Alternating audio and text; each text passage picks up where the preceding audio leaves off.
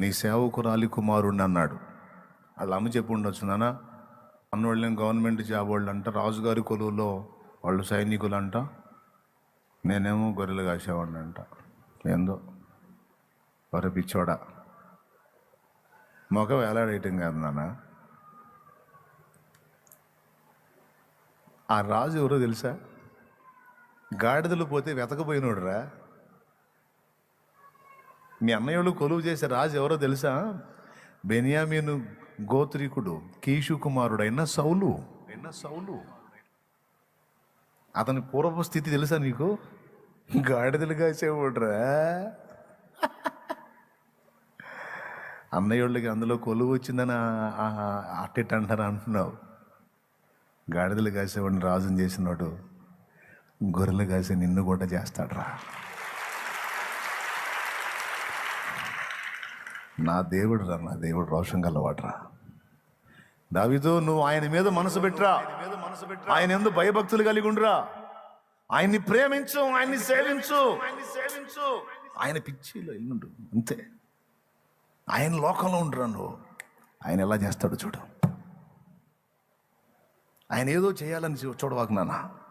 ఆయన గొప్పోడురా అంతే. ఆయన గొప్పోడు. ఆయన ఇచ్చిన ఈ పైన గొప్పోడురా. ఆయన ప్రేమించరా తమ్ముడు. సూపర్ మాట కాదు, పట్టేసుకున్నాడు ఆ మాట. అమ్మా అంతేనా? అంతే. సరేమ్మా, సరేబా. నేను గొర్రెలు కాసుకుంటా, ఎదవనే పని పర్లేదు. వీళ్ళందరూ తృణీకరించిన ఆయన నన్ను తృణీకరించడుగా. నాకు ఆయన చాలు. దేవునికి మహిమ. నా దేవుడు ఎంత నమ్మకస్తుడండి. గవర్నమెంట్ జాబ్ కాదు నాన్న, గవర్నమెంటే నువ్వు అయ్యేటట్టు చేస్తాడు ఆయన.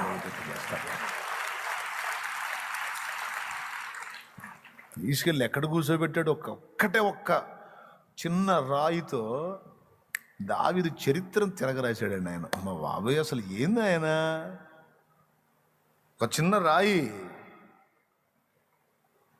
5 రాళ్ళు ఎరుకొని సంచిలో వేసుకుంటే 4 రాళ్ళకు పని లేదు, ఒక్కటే రాయి అవుట్. ఒక దెబ్బకి గొర్రెలు కాసి ఓడిపోయి సింహాసనం ఎక్కేటట్టు అయిపోయింది.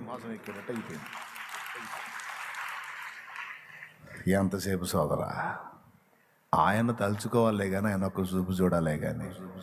ఎంతసేపు నాకు లేదు ఈరోజు, నాకు లేదు కాదు. అనేకులకు నీ చేయి జాపిచ్చేటట్టు నేను చేస్తాడు నా దేవుడు.